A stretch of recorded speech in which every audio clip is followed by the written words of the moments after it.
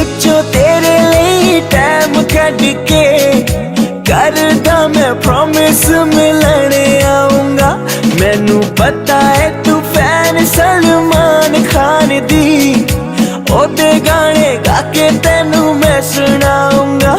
ਹੋਵਾ ਡੇਟ ਤੇ ਨਾ ਲੇਟ, ਗੱਲ ਸਿੱਧੀ ਕਰਾਂ ਸਟ੍ਰੇਟ। ਹੋਵਾ ਡੇਟ ਤੇ ਨਾ ਲੇਟ, ਗੱਲ ਸਿੱਧੀ ਕਰਾਂ ਸਟ੍ਰੇਟ। ਹੋਰ ਮੁੰਡਿਆਂ ਦੇ ਵਾਂਗੂ ਕਰਾਂ ਗੱਲਾਂ ਨਾ ਚੀਜ਼ੀ। She don't know, ਦੁਨੀਆ ਜਿਹਦੇ ਤੇ crazy। She don't know